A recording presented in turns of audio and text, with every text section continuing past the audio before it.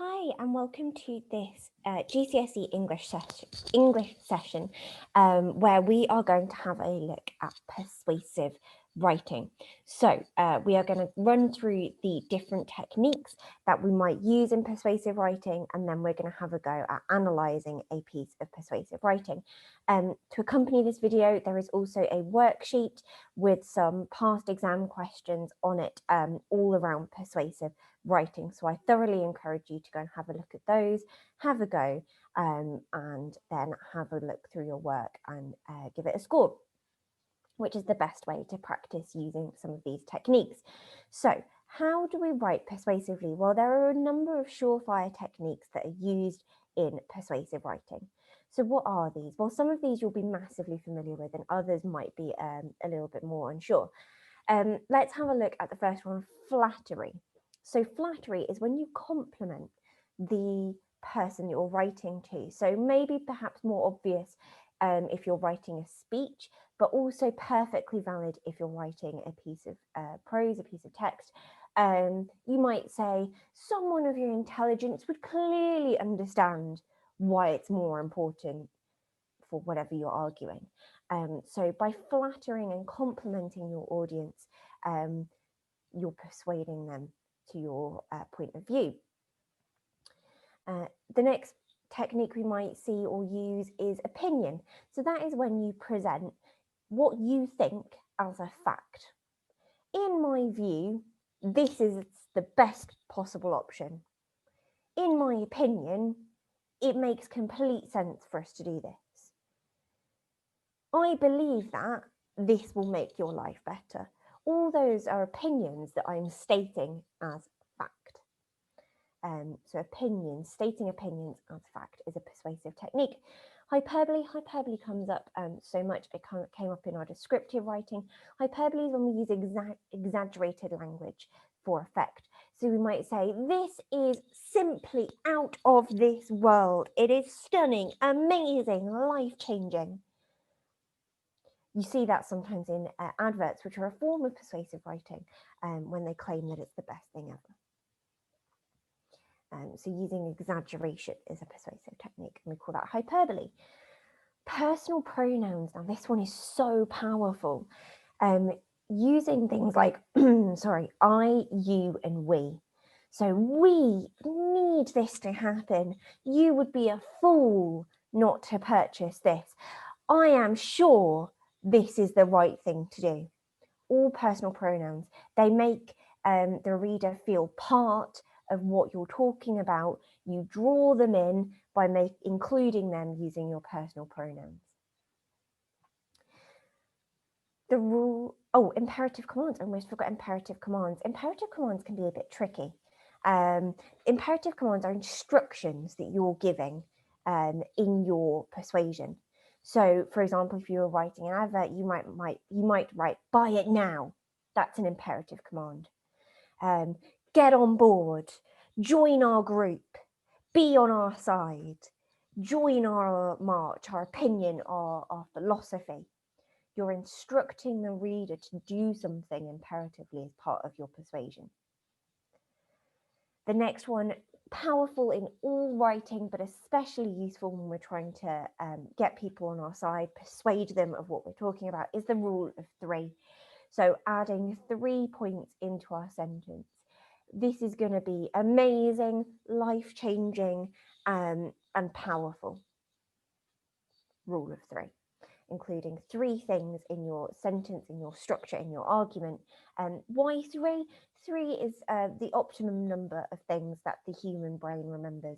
You'd be amazed when you think about how many things come in 3, and you'll find sometimes you write things in 3s naturally, and that is because that's how our brains work. So 3 is a massively powerful persuasive technique. Emotive language, again, emotive language comes up in lots of different types of writing.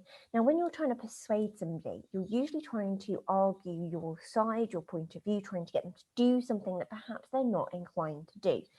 And so emotive language can do so many different things. You can pull at the heartstrings, you can make people get really fired up, you can make people feel really sympathetic or empathetic. So using the emotion of the situation to really drive forward your point. And actually, if you've ever received an advert or a piece of text from a charity, they use emotive language all the time to get you to donate money. So an example might be, there are thousands of animals being mercilessly slaughtered due to our human selfishness and lack of awareness and understanding. And the choice of language, then I've chosen things that are really powerful imagery that make people think, oh my goodness, that's me. Oh, I'm hurting poor innocent animals. Oh, I must do something about this. So emotive language can be really strong. Facts and figures. Now, you have to be careful with the facts and figures. Statistics are great, and you see them all the time. 80% of people said our shampoo was better. 90% of students think that school uniform is rubbish. Don't solely use facts and figures, though. A good, hard-hitting fact or figure is much better than including 20, okay? Which is why you always see those adverts, don't you? You see those adverts that are 75% of people said our shampoo made their hair bouncy and luscious. They don't say, and then 20% of people said it smelled better, and 45% of people said it made a good foam in the shower. And you don't get that. They give you one hard-hitting fact or figure. And fact and figures can be really useful for showing that you are right, because you're using numbers and science, and using science loosely, to prove your argument. And the final thing we can use is rhetorical questions. So this is when we ask a question that makes the reader think, but we're not expecting an answer. So who wouldn't want full-bodied hair? Who wouldn't want successful, happy students? Who wouldn't love to see happy, smiling faces? You're asking a question that you're not expecting the answer to, and it's designed to really hit home, usually at the end of your piece or at the end of a paragraph, to really punch it home to the reader or the listener and make them think. So let's see some of these in action. So I have got an example of a piece of persuasive writing here. Please feel free to pause the video and have a read through. It's a small article called Why There Should Be a Match of the Day Programme for Women's Football. Pause the video, have a read, and see if you can spot those persuasive techniques.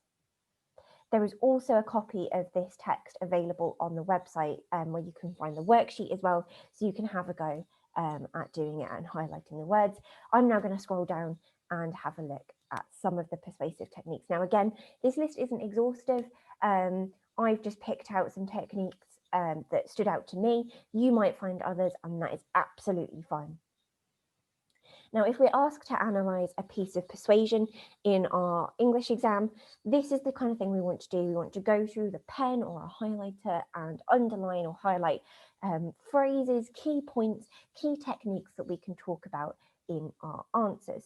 So I've highlighted, they can hear the crowd noise, imagine the net bulging, and picture the players celebrating another goal. That is a triple. That's a rule of three. We've got three distinct things in that sentence: the crowd noise, the bulging net, and the players celebrating a goal. I strongly believe that's opinion. That is the reader stating their opinion as a fact. So that is using opinion. The next paragraph, football is the most popular team sport for women, the crowds and skill levels. That's another triple. They've included 3 points about the importance of football. And it is time we give. There is that personal pronoun coming in again. We should give women's football standing on TV.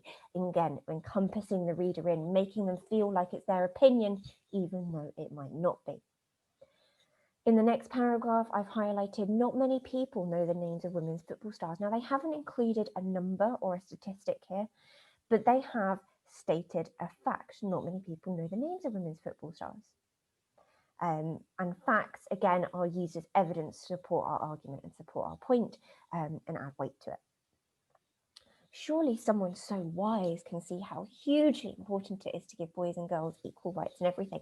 Not only are we flattering our listener or our reader here because we're claiming that they're wise, and so a wise person must clearly understand what we're talking about, we've also asked them a rhetorical question. This is blatantly unfair and scandalous. Well, that is a motive. It's also hyperbole. It's exaggeration. And actually, there's a motive language going through all of this, asking people to think and close their eyes. It's quite an impassioned piece, but that is hyperbole. Wouldn't you like to have a world where everybody is treated equally? Again, we're asking you. We've got a personal pronoun in there, and it's a rhetorical question. Okay.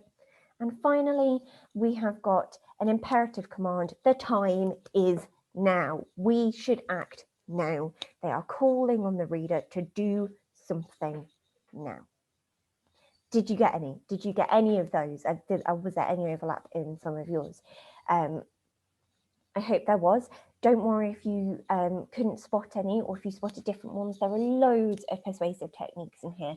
I've just highlighted some of the examples. So that is how we write persuasively. That is how we analyze a persuasive text. I now thoroughly encourage you to go off and have a go at writing your own piece of persuasive writing. There are 2 prompts in the worksheet, both past exam questions for you to have a go at. And I hope you enjoyed that. If you have any questions or comments, pop them in the box below. But otherwise, I hope I will see you next time. Thanks, guys. Bye.